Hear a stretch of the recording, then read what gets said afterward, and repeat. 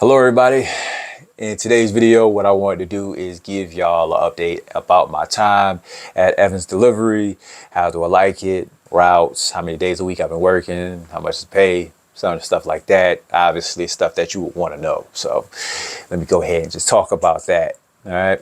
So I got just a little list of things right here. Just want to go ahead and say, if you see me look down, it's because I'm trying to make sure I don't miss anything. And by the way, if I forget something or if there's something that you would want to know and I haven't said it, then just, leave a comment in the comment section, right? I'll try to get to it. So first off and foremost, how many days a week have I been working?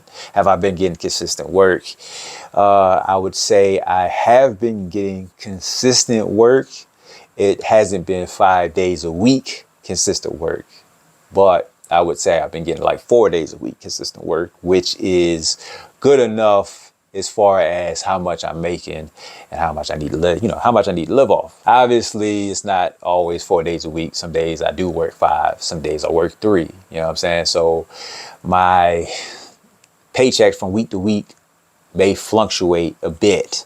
Sometimes it fluctuates a lot. As far as basically take home, it's probably somewhere around 2,000 to like 2,400. I'll talk about my paychecks in a different video so y'all can actually see what I've been making, especially like the last 2 weeks.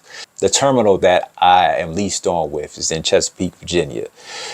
And from there, you got 2 ports. You got the one in Portsmouth, you got the one in Norfolk. So from those 2 ports, I'll do runs probably as far as Roanoke, which is about 4.5-ish hours. That's probably the furthest I've been out. And that's probably the furthest I would ever go out because I wouldn't be able to make it back in the same day. So every route I've done, I've always made it back in the same day.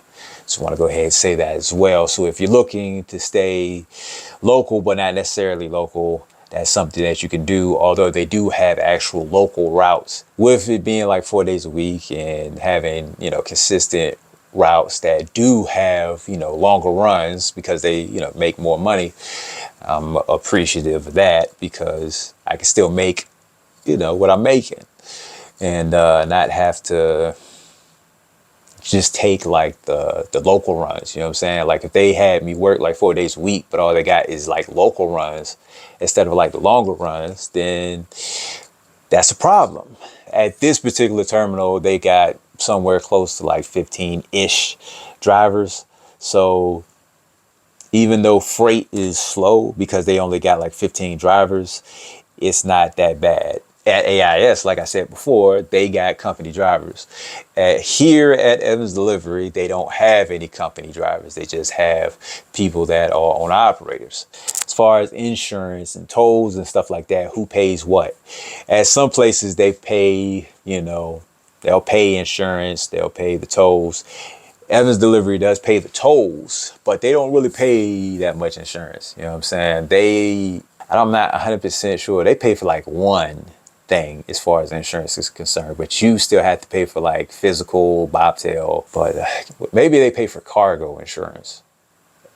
But regardless, that's another thing in the paycheck that I can go ahead and go over as far as not just showing you how much I've been getting paid. I can show you how much I spend through expenses like that, So we'll go ahead and worry about that there. And they also have a fuel card that you can use as well, in which case I use. Now, you don't have to use that fuel card. You can just as easily get that fuel card on your own. But that fuel card, I believe, is like $50 a month. So you might as well use theirs, save $50 a month. And I'll have to make a separate video on that fuel card because they got, two different fuel cards that you can use. And yeah, I'll just worry about that in the different video. Man, I got a lot of videos I gotta do. Let me just go ahead and say, like, the people that I work with in the office, the dispatch and stuff like that, I haven't had a problem with any of them. Of course, being an operator, they can't, demand that you do anything.